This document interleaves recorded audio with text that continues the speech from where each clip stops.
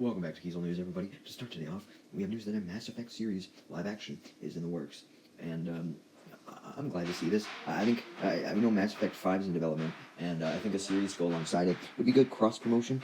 We don't know if the series is going to tell a new story or adapt the games. It'll probably adapt the games, but and honestly, I kind of hope that it adapts the games because even though I usually want to see original stories with game TV shows or media, the writer and executive producer, his main accolade is Fast and Furious 9, and Mass Effect has a lot more story than Fast and Furious 9, so I'm not saying that this guy can't write a serious story, but if that's what he's mainly known for, I have my doubts. A Hello Neighbor movie is in the works, and Tyler McIntyre, who did Five Nights at Freddy's, is writing the script. Now, as for just the general concept of the Hello Neighbor movie, I definitely think that it could work. I think you could make something really creepy. The creepy neighbor, it fits the premise. It fits the premise of a horror movie so well. It could totally work. And as for the writer, I know a lot of people are skeptical of the Five Nights at Freddy's movie, but I think that he could actually do better with a Hello Neighbor movie because, yeah, Hello Neighbor is like scary. There's jump scares, but the jump scares aren't nearly as like iconic or like it's not like like when you think of Hello Neighbor, you don't think of the jump scares like at all. So I think they could get away with not making the movie super graphic, and you could give it kind of the same tone as the FNAF movie, maybe. I mean, I don't really want there to be a whole bunch of humor in the movie, but you know what I mean. I think it could definitely work. The Pokemon Company and Nintendo are officially suing Palworld 10 million yen, which is 66,000 US dollars. And if you ask me, that is way less than I was expecting them to go for. I was expecting way more of a lawsuit there. Like, honestly, I'm sure Palworld, the company that makes Palworld, could just pay this off and then be done. So I don't know why they wouldn't. Like, once they pay this off, then they could get Nintendo off of their backs, basically. Honestly, I think Nintendo should sue them for a lot more, but at the same time, they're a smaller company. I don't think you need to really like hit them out the wazoo. I don't know.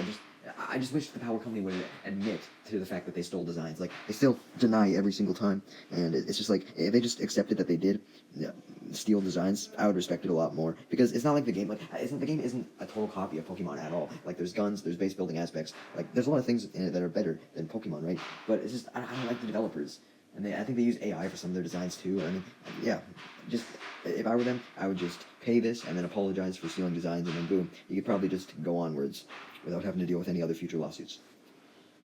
Moana is the most watched movie of the past 5 years. It's been watched on Disney Plus for 80 billion minutes, which is the equivalent of watching the movie 748 million times. And that's just on Disney Plus alone. That doesn't count any DVD releases or any actual theater releases. And this just surprises me so much. Like, that means that, like, technically, I mean, if you count all the rewatches that people have had, around an eighth of the world has seen this movie. And why Moana? I've still never actually watched the movie. I'm being totally honest with you. I don't understand how it's so big, and it's just not engrossed in culture whatsoever. Like, no one talks about it. Ice Age 6 is officially in the works. I can't say I'm surprised at all. It's Disney. They're going to keep milking a franchise. We've seen it with Toy Story. We've seen it with Incredibles now. And they're just going to keep making sequels to movies until fucking the sun explodes. Nintendo is suing a gamer who streams pirated and emulated games sometimes before they were released.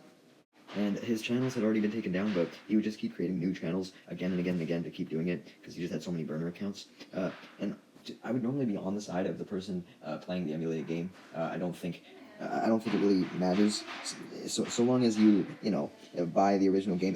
Okay, here's the thing. I think this is where you draw the line here. Like, if it's a new game, I see the problem there. Like, there's nothing wrong with emulating fucking, as an example, Pokemon Fire Red for the GBA. The game isn't readily available for anyone to buy. Like, any game that is no longer, like, readily available for you to buy, or a game that's on an old system that is, like, fucked up now, like, your system barely works, like, I think that's fair to emulate a game there. But the issue that occurs with this is that sometimes the games weren't even released.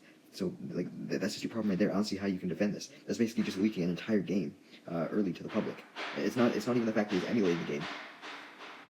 Andor Season 2 officially releases on April 22nd, and now it's titled Andor, a Star Wars Story. Now, people are joking that they added the Star Wars Story moniker because people think it's not actually Star Wars because it's actually a good product, but to be honest, I think the Star Wars Story moniker is pretty good for this, especially since it's going to lead directly into Rogue One, and Rogue One is titled Rogue One, a Star Wars Story, but it does beg the question if that's going to be the moniker for like every Star Wars project from now on. Like, imagine every single project has the Star Wars Story moniker on it. That'd be fucking kind of weird. No? Like, that'd be like if Marvel made like Spider-Man 4 a Marvel story, Avengers Secret Wars a Marvel story. I mean, I guess like the full movie title. It's like Marvel Studios The Avengers, or but it's still kind of weird. But I think it at least works for Andor because it leads into Rogue One.